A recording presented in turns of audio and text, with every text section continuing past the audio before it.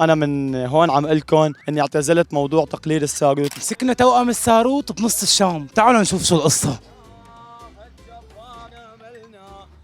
مرحبا. الله حيا الاستاذ، الله يسعدك. كيفك؟ والله الحمد لله. هلا انت بتدعي انك شبيه الساروت.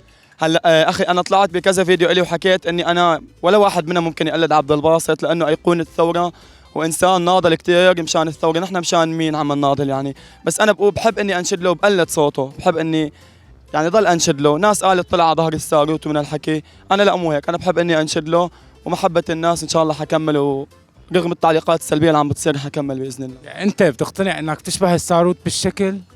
اخي شكل مستحيل معلم، يعني انا بحس انه نبره صوتي قريبه على صوته، واغلبيه الفيديوهات اللي انتشرت الي بالاكسبلور معلم حكت نفس الشيء، انه بس بالصوت، بس بالشكل مستحيل معلم، ما حدا بيشبهه بالشكل. يعني انت ما دقيقة، يعني انت ما ادعيت انك شبيه الساروت لتطلع ترند؟ هلا شوف معلم، بالنهايه هي فرصه انك تشوف مثلا حالك عم تنشد لايقونه كل الناس بتحبها. انا قلت اني مقلد الساروت، مقلد، ما قلت شبيهه، يعني شبيهه بيختلف انه بالشكل، الشبيه مقلد بس بالصوت، يعني بحب اني انشد له والناس حبت هذا الشيء. شفت لك كذا بوست، انا العالم كلها عم تقول انك انت شبيه الساروت، توأم الساروت، الساروت يخلق من جديد في دمشق بعد الثورة بعد التحرير، شو انت بترد على هدول الشغلات طيب؟ هلا اول شيء انا شفت هدول البوستات اللي عم تحكي عنهم، بس انا كمان طالع بفيديو على صفحتي وحاكي فيه انه انا وغيري ما حدا بيتشبه لعبد الباسط لانه هو ايقونه كبيره معلم بالنسبه للكل، بس انا بحب اني انشد له وعادي معلم، يعني كل واحد بيحكي اللي له واللي عليه، انا ما بيهمني حكي الناس بالنهايه، وبدي ضل مكمل وان شاء الله حضل مكمل بهذا. ولا انت يعني انت ما استغليت الموضوع ليصير ترند، ما استغليت اسم الساروت الله يرحمه لحتى تصير ترند على حسابه. هلا اول شغله اخي، انا اول فيديو انتشر لي كنت فوق جسر بساحه المرجة، تمام، ولما تصور لي كان عفوي، حتى ما يعني ما كنت بعرف انه في كاميرا عم تصور من الاصل، انشدت عادي وشفتها ضربت فاتت جابت، يعني اول فيديو جاب مليونين مشاهده. يعني انت قلت لحالك والله صرت ترند جبت مليونين مشاهده على حساب الساروت بسوق بالقصه؟ لا مو هيك اخي، انت فهمان غلط معلم، انا شفت الفيديو ضرب، الناس حبت هذا الشيء، وكتبت لهم انا بتعليق معلم جاب يعني ما يقارب 75 الف تعليق، قلت لهم بتحبوني. اي منصه هذا الفيديو انتشر؟ معلم نزل على كذا منصه، نزل عند لؤي كمال، ونزل عند ناس يعني صانعين محتوى ما يقارب عندهم ال 400 و 500 الف متابع.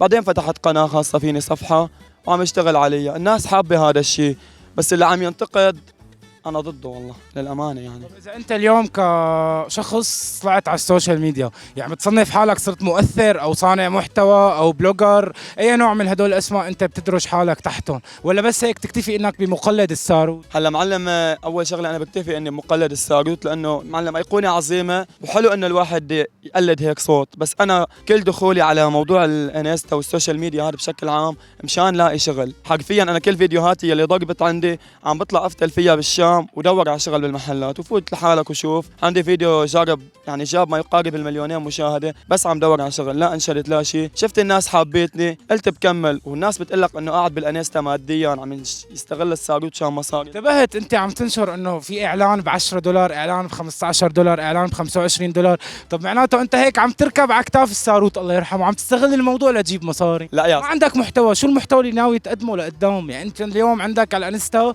25 الف متابع، تمام، 30 الف يلي هو هذا الرقم كيف بدك تستغله لقدام؟ بدك تضل تقلد لي الساروت انا كمتلقي مره ومرتين وثلاثه واربعه، هيضيق خلقي، ما بقى اعمل لك، ما بقى اعمل لك لا لايك لا تعليق، يمكن اعمل لك انفولو، فانت اليوم كيف بدك تكسب هي العالم اللي عندك بالصفحه تضلها متابعتك لقدام؟ هلا اول شيء اخي انا معلم معك حق، لازم بدل هذا الشيء، وانا بدلت، فت بمجال النكت، يعني صرت اعطي نكت واعمل عليها ردات فعل. اول امبارح عملت فيديوهين، اليوم بتفاجئ يعني الفيديوهين معلم واحد ضارب 170 الف مشاهده وخلال 23 ساعه، والثاني 90 الف مشاهده. ناوي فوت بمجال النكت وبطل انه مقلد ساروت من الحكي. بالنسبه للاعلانات مثل ما قلت لك انا وضعي على قدي، يعني فوتي بالانستا كلها مشان لاقي شغل وقاوي امي واختي، يعني بصراحه نعش. الله يخلي لك اياهم يا رب وتضل فوق راسك. الله يسلمك يا رب، فلازم اشتغل. انا بعد ما توفى والدي كنت ادرس، انا لما توفى والدي لهلا تخيل انسان مواليد 2003 عمره 21 سنه لهلا ما في بايده مصلحه، لهلا من محل لمحل، بدكم شغيل ما بدكم شغل. طب شو السبب انه ما في بايدك مصلحه؟ يعني مو هذا السبب انت بتحمله؟ لو متعلم مصلحه على صغر كنت اليوم عم تشتغل،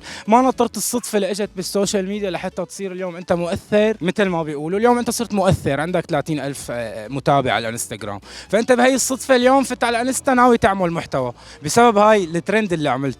يعني ليش من الاساس انت مو تعبان على حالك مدور على مصلحه تتعلمها من انت وصغير؟ يعني هذا الموضوع مو انت اللي بتتحمله؟ طب ما هذا اللي عم اقول لك يا، انا قلت لك اني انا كنت عم بدرس معلم، ما كان في بالي شغل، يعني كنت بدي ادخل هندسه ميكانيكيه وبحبها لهالقصه. توفى والدي، صارت في معي حيره بين الشغل وبين الدراسه، كبيت الدراسه وصرت ادور على شغل بوقت متاخر، يعني حتى هلا ما عاد فيني اتعلم مصلحه. يعني انت اليوم كمحمد اذا بدك تعرف عن حالك بتقول انه انت حدا فايت كمؤثر على السوشيال ميديا ولا حدا طلع صدفه وفايت يدور على شغل؟ هلا اول شيء معلم انا اسمي محمود مو محمد. محمود، سوري على الغلط. اليوم محمود انت مؤثر بالسوشيال ميديا ولا حدا طلع ترند صدفه فايت يدور على شغل؟ هلا معلم بالشيء اللي عم بعمله ما بشوف حالي مؤثر معلم، بالجوله الجديد اللي هلا ناوي فوت فيه شيء اكيد مو مؤثر، بس انه يعني بضحك الناس وهيك محتواي اللي حيصير الجديد ناوي تفوت بمحتوى كوميدي. طيب يعني انت اليوم عم تقول انك بدك تفوت بمحتوى كوميدي جديد اللي هو النكت والرياكشنات على المواضيع المضحكه، يعني انت اليوم كمحمود اعتزلت تقليد الساروت، اذا هذا الموضوع متاكد منه 100% بدك تطلع على الكاميرا وتقول يا جماعه الخير انا اعتزلت تقليد الساروت. تمام. اخواتي كيفكم؟ شو الاخبار؟ الله يسعدكم. انا من هون عم اقول لكم اني اعتزلت موضوع تقليد الساروت، لانه في ناس كثير مو حابه هذا الموضوع، وقالت لي انه عم بتسيء لشخص مثل عبد الباسط، ويعني بصراحه حابب اسوي شيء جديد لحالي، بتمنى دعمكم، بس هذا ما بيمنع انه مثلا بلايفاتي انشد له كذا، لانه هو قدوتي وانا بضل يعني مستحيل انه انسى اناشيده بسهوله.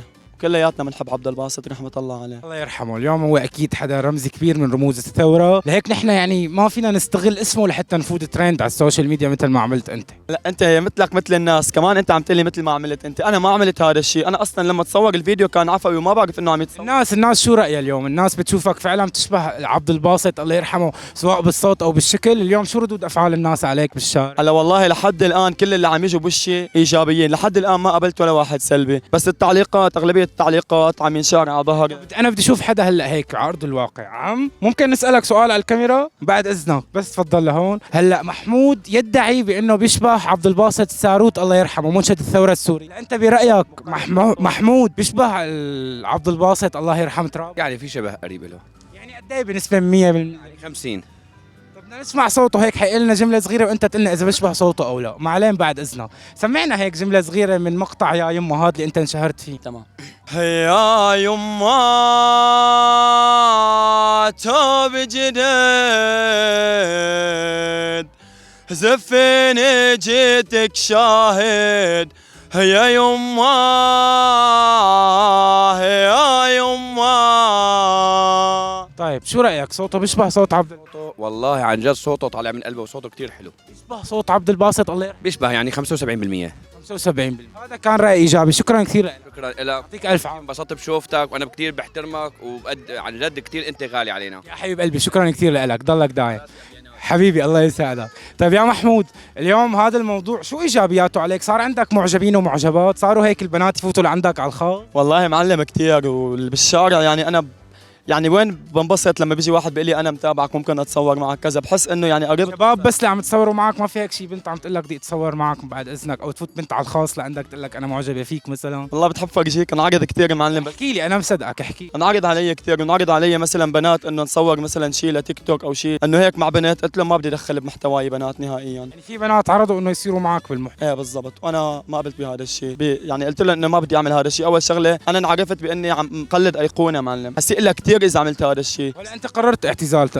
تقليد الايقونه اللي عم تحكي عنه؟ خلص ايه هلا معلم بدي بلش محتواي لحالي، وسواء اذا حبيت انشد معلم حيكون هذا الشيء مثلا بلايفاتي او شيء، لانه مستحيل يعني هذا الصوت هو اللي ساواني بالنهايه. تقليدي لعبد الباسط ما فيني انكر هذا الشيء، انه هو عامل لي اسم، بعدين بعد ما وصلت للي بدي اياه انسى هذا الشيء. يا جماعه محمود قال انه اعتزل الموضوع وحيفوت بمحتوى كوميدي، لهيك اي محتوى بتشوفوه لمحمود متعلق بتقليد الشهيد الساروت حتفوتوا تقولوا له بالتعليقات انت قلت انك اعتزلت، ارجع للمحتوى الجديد اللي بدك تعمله. في شيء حابب تضيفه او تقول لنا اياه على الكاميرا محمود؟ تمام. اول شغله والله انا معلم انت كثير شفت لك مقابلات وكثير بحبك وحابب اني اطلع معك يا حبيب قلبي الله يسعدك. الله يسعدك. وبالنسبه لكل الناس اخواتي حابب فوت بجو النكت والكوميديا والرياكشنات وردات الفعل على فيديوهات، حابب اطلع من الجو اللي انا فيه، بتمنى دعمكم ومحبتكم الي، والسلام عليكم ورحمه. احكي لي نكته بتضحك. طيب احكي لك نكته بتضحك والله بعد اذن.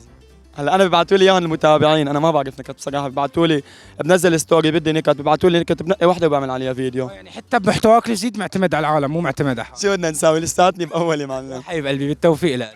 الله يسعدك. يعطيك الف عافيه. الله انا شيء مشكله بالمقابله؟ لا معلم بالعكس انا كان بدي هذا الشيء. شكرا كثير لك. الله يحفظك يا رب. الله يعافيك.